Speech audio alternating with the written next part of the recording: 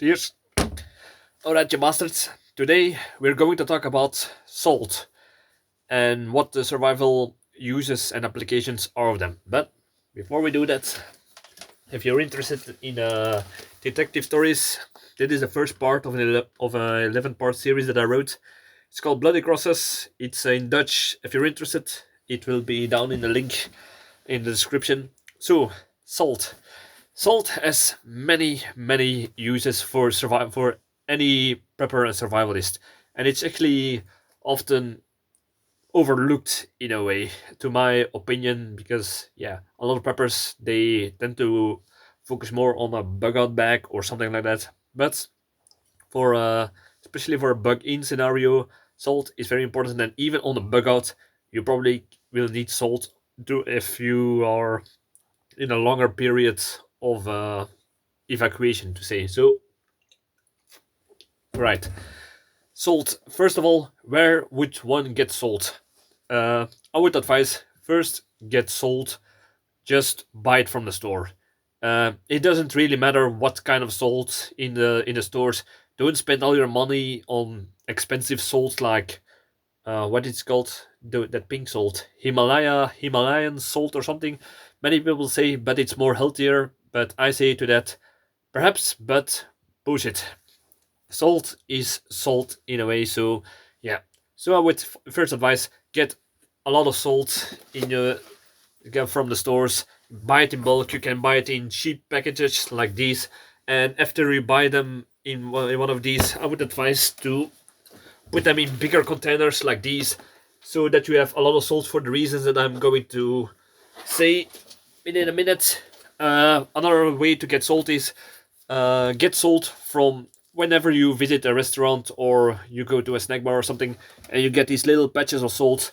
Yeah, many people leave them behind, but I always keep them with me, and I've gotten a lot of salt in these little packages. The only downside is you have to open every package to get the salt out. It's a little bit of tinkering work, but yeah, it's free salt. So if you take it from you and the other person who would just let it lay there, you can get a lot of salt that way. And these little packages are handy to put in your bug out bag as a small sort of salt solution for reasons that I'm going to tell within a minute. Excuse me.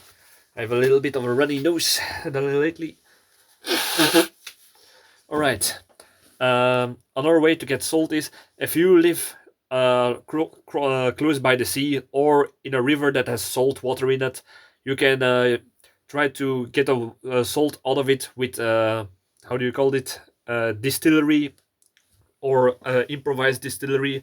You put the salt water in it, you vaporize all the liquid in it, then you have fresh water, and what stay behind is actually the salt. So that's something also important that you need to have, that you can the important way that you can get salt, and that could be especially be a how do you say this, important for if you keep animals in a way. I will talk about the applications within a minute, and yeah, that's those are the most ways you can get food. Another way to get salt. Another way you can get salt, and this is perhaps more for a bug out scenario, is with animals. Yeah, if you eat animals, you get salt from their meat inside of you. So it's not a lot of salt, but it's a little bit salt, and yeah, that's another way to. Those are all small ways to get salt, but I would just say buy it in bulk. It will be extremely important. And for people who say I will use the salt that they use to de-ice roads, do not use that salt. That's a salt that is not fit for human consumption because of the magnesium and other or parts that are inside of it.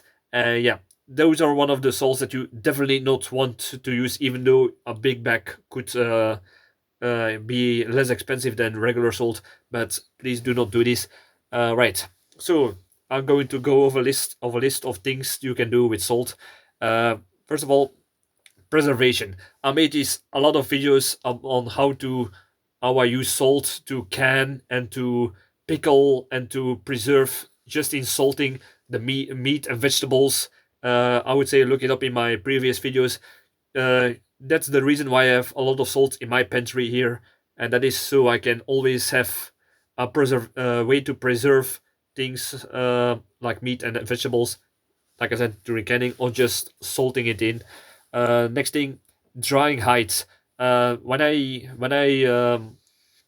have hides from my animals, the first thing I do is I rub it in with salt so that the salt will pull the moisture out of the hide, and that way it can dry quicker, and I can get prepare the hide even faster. All right, that's another thing. Another thing is this is more medical. In case when you have a heat cramp, I would say if you or somebody else has a heat cramp, give them a small water solution. If you have a liter water, put 1 or 2 teaspoons salt in it and let the person drink it, because this is also for if the same thing if you have done a lot of exercise and you sweat a lot. You know when you have sweated so much that you smell almost ammonia from your skin. So that's the way that's your body that says that it has used a lot of the sodium inside of your body, and that could be very dangerous. So for that situation, or for heat cramps where a person also has sweat a lot to a point that they cannot sweat anymore, and without that sweat they cannot cool their body anymore, give them also, like I said, a solution with 2 tablespoons spoons of salt, and let them drink it. So yeah, don't do this when you're dehydrating, because salt will make the dehydrating much worse and faster. So do this only when there is a lot of water available. In this case, water solution for heat cramps and over too much sweat. This might sound a little bit crazy, but disinfection. If you have a wound and you do not have alcohol or some other way to disinfect the wound, uh, you can use a salt water solution, because it will kill the bacteria by osmosis. So if you have a small wound, pour it a little bit in. I can assure you it will hurt like hell, but if there is no other way to disinfect the wound, this is a way to do it if you only have salt. Uh, Next thing is cleaning. Salt can be used to clean in pots and pans in several ways. You can scouring a pot or a pan with salt, and the salt can you use to scrub it off. But make sure that if you're going to scrub it, after you scrubbed it, make it as dry as possible and remove the salt from the area and let it dry, because otherwise it will rust, and you do not want it. Another thing that you can do is to clean sponges. If you have a salt water solution and you have a dirt one, after you do the dishes, you have this dirty sponge. Put it in the put let it and let it rest for a night in the salt water solution, and the salt will pour out the smelly odors and particles out of the sponge in a way. So yeah, that could help clean it a little bit more after doing the dishes. Uh, yeah, there I need to read the list, because otherwise I will forget some points. I do not want that. Another thing is, if you have a sink, and yeah, you will by doing the dishes you will get some grease inside of the sink, and that will start to build up. If you put hot water with salt into the sink, that will in a way dissolve or get the grease a little bit loose, and it'll break off the buildup of grease. So that will prevent from your sink from clogging up, if that is the English word, I think. So another thing is cooking, of course. You can use salt for cooking. Why? Flavor, of course. And another thing is, there is a debate why people put salt in their rice before they boil it, and it's not many people say it's because of the it's cooking better, but the thing is, it's not cooking faster. Many people think it will cook faster, but the thing is, salt water reaches a higher temperature with the same amount of fuel. So if you want be a little bit more efficient with boiling water, you can put some salt in it, and it will start uh, the temperature will rise higher than with the same temperature than without the salt. Uh, all right. Another thing is, oh fuck, excuse me, removing pin feathers. If you ever plucked a chicken, you know how annoying it could be with the pin feathers. But before you remove the pin feathers, rub the chicken, of course, after it's dead, because otherwise it will be very difficult. Rub the chicken in with salt, and that will help to remove the pin feathers easily or more easy. So that's will prevent you from when you eat the chicken later and you forgotten a few pin feathers. That could be a little bit annoying for when you eat something like that. So that's another thing you can do. Another thing is, if you want to keep things fresh, I would say, if you boil eggs, boil them in salt water. That will preserve them.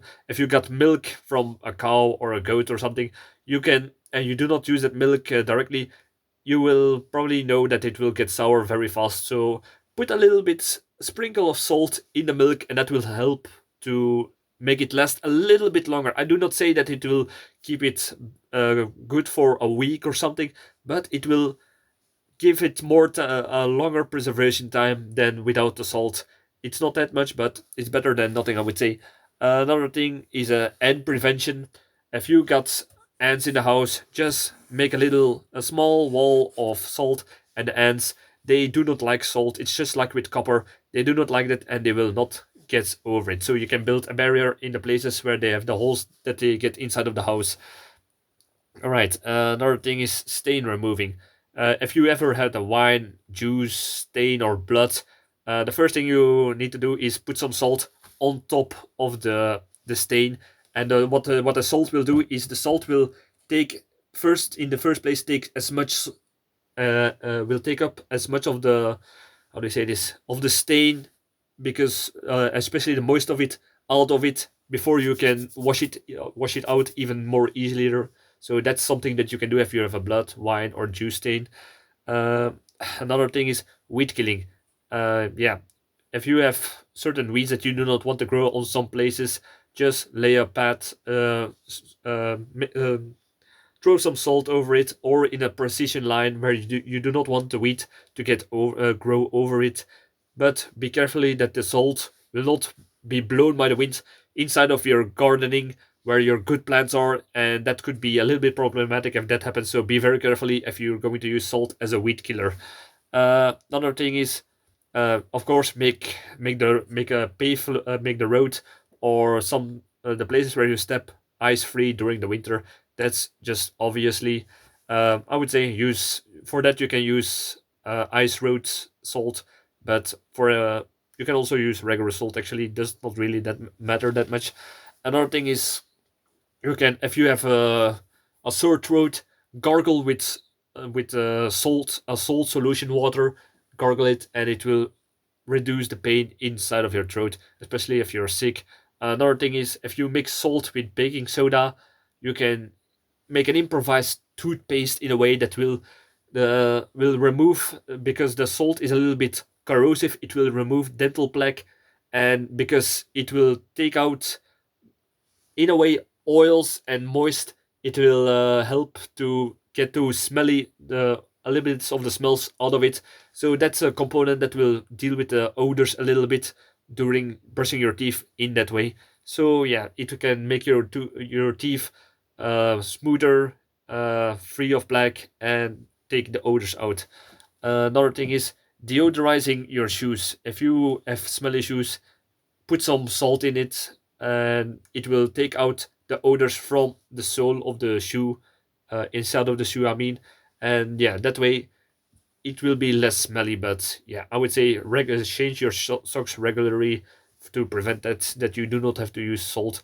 Because if you do not remove all of the salt, or you use too gravelly salt, too big pieces of salt, that could start to make friction inside of the shoe. So yeah, try to try to use as fine salt as possible, and try to splash it, to wash it out before you put the shoe back on.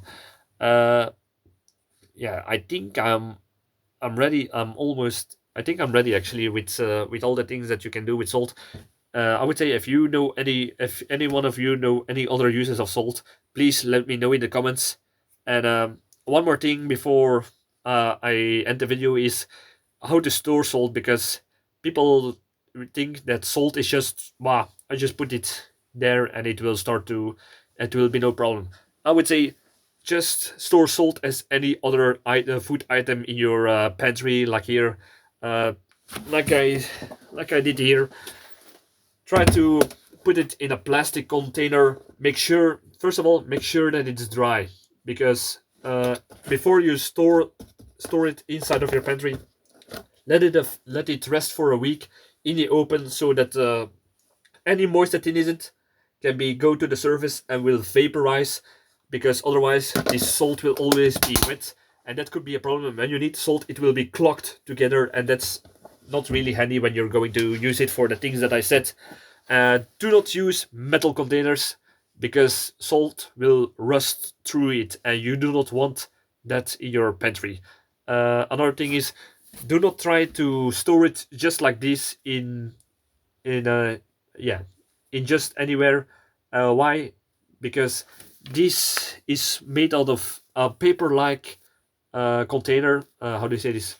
The packaging is a little bit paper-like, and the problem is every small moisture in the air will be collected with this, and it will start to, yeah, it's not a pretty sight when this thing will get wet and it starts to get moldy, and it will combine with the salt. That's something you do not want to do. um, yeah, so I would say put it in plastic containers after you dried it, in a dry, dark uh, space where the sun does not reach on it. Because, so yeah, those are the things that you need to do to store salt properly. Another thing that some people will notice, perhaps if you do long-term storage of salt, is how do you say this? How is it called? Iodized salt can turn green. What I say, green. It will turn yellow when after a long-term storage, but that's not really a problem, because it's just the same quality, but the coloring is just a little bit different. And do not use oxygen absorbers. It's really not really a use for it.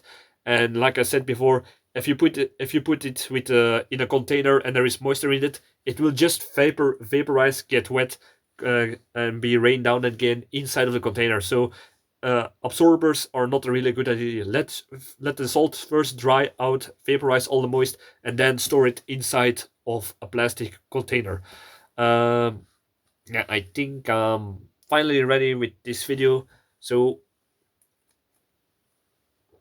oh, and one small little tip that you can do is also you can do is I do not really like this, but some people seem to like it. If you with certain teas, if you do a little bit salt in it, it will taste better. But in my opinion, that's not good. But if you want to try it, just try it. It's something that they do in Asia. So yeah, that's just a small tip that I do not prefer, but somebody else could like it. And yeah, I think I'm ready now. How long am I busy? Whoa, almost 19 minutes talking about salt. Now that's a little bit salty.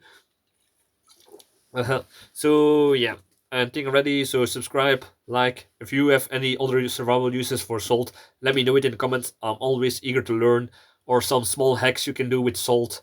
And yeah, I would say, or if you have any other sources of salt, like from animals, certain plants perhaps, or from rocks. Ah, fuck, I forgot. Sorry, I forgot one more point on the reason why you also need salt. If you keep animals in your if you have animals like cows, sheep, or horses, or any animals that is grazing, you probably seen in some places where they have these big salt rocks inside of the places where they graze, and that is because in certain places they get a sort of deficiency of salt, and they lick the salt stones, so they can get their salt in. So for if you keep animals, salt blocks can be an interesting way to give them a happy and healthy life. So I think I'm now finally ready. So yeah, like I said before, subscribe, like. look in the description if you are into detective stories. So yeah, thank you, and see you in the next video. Cheers.